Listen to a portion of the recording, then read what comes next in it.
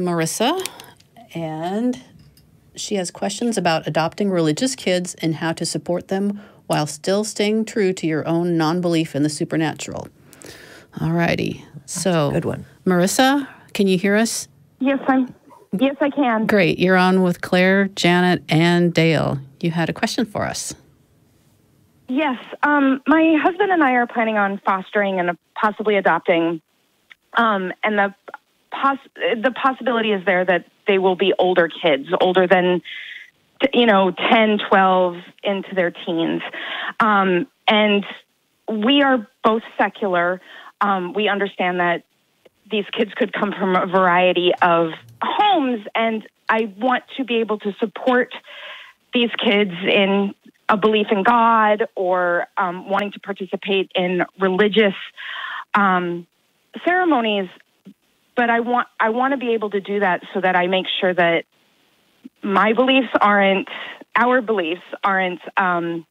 infringed upon, and we're not doing anything that's uncomfortable to us without forcing I hate to use the word indoctrination, but forcing our beliefs upon these kids, but also giving them the opportunity to question them, if that makes any sense. This sounds like Dale's area of expertise. Dale's got 2 thumbs up. You go, dude. Yeah, this is, I love this topic because, well, one of the reasons I love it is that my wife was identified as a Christian when we were married. For the first 13 years of our marriage, she identified as a Christian. She's now non-religious. But during that period of time, we had to figure out this exact question. How do you raise kids to have autonomy around these questions without completely renouncing your own values or disappearing in terms of expressing your own point of view? And fortunately, the way you do it is the same, even if you have religious, kids who have been religious in another family coming in. The idea is to preserve the autonomy of the child, to follow their own path, and at the same time express your own point of view. So what you end up saying is, first of all, you make it an open topic of discussion because it's interesting. Religion it's all around us, and it's fascinating to talk about. And one of the things you do is openly express your point of view, and you say, this is what I believe, and it's important to me, and I think it's true, but you have to make up your own mind. You can talk to other people, and I want you to talk to people who have a lot of different points of view and have a lot of different experiences and ask a lot of questions. And in the end, you decide on your own and know that I will love and support you no less, regardless of what you decide is true. And you can change your mind 1,000 times if you want. You don't even have to settle into one thing. Giving a child that freedom, that I would never ask more than that or less than that of a religious parent. That's the way a non-religious or a religious parent can approach it, making it absolutely autonomous. And at the same time, as you pointed out, making sure that you aren't put in a position where you're uncomfortable or being asked to do something yourself.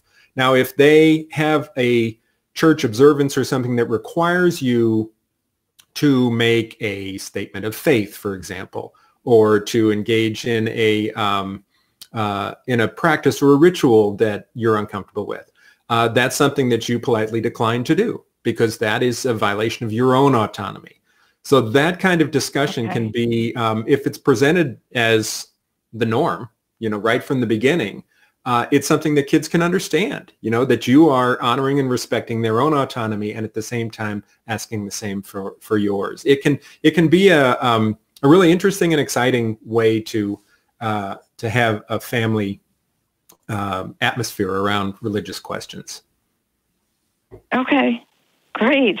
And Marissa, if I may add one thing to that, if there's a child that you're going to be fostering and you know that they come from a religious household, I wouldn't necessarily assume that they need or want to have religious influences in their life.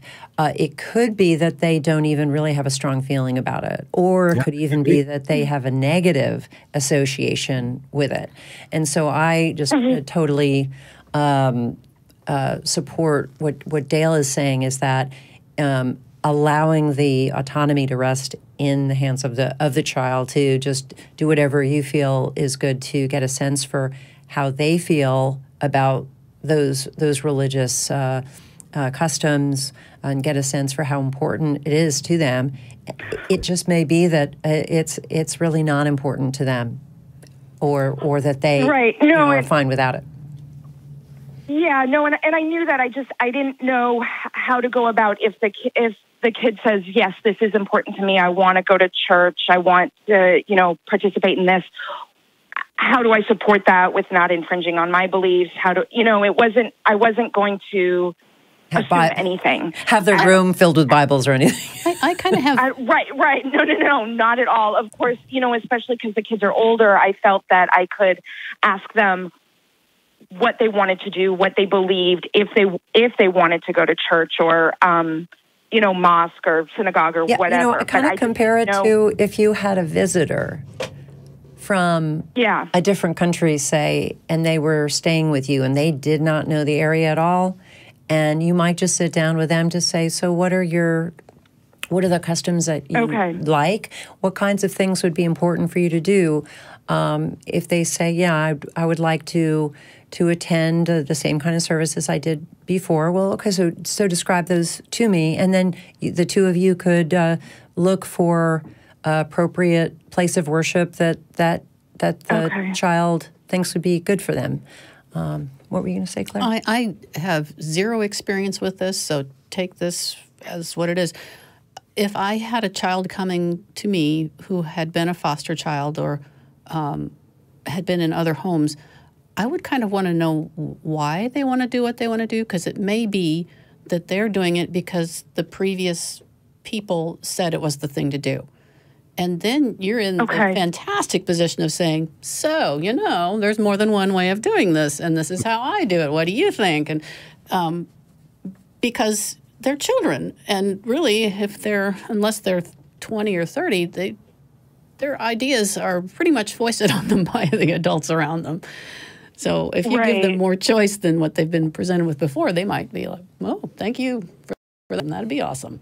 I don't know. Okay. It's just a guess.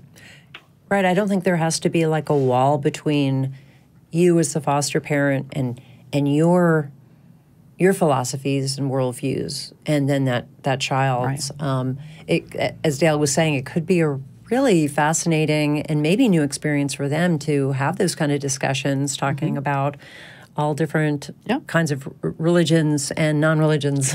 Yep. Okay. I hope that helps. Great. It does. Thank you so much. Thank you, Marissa.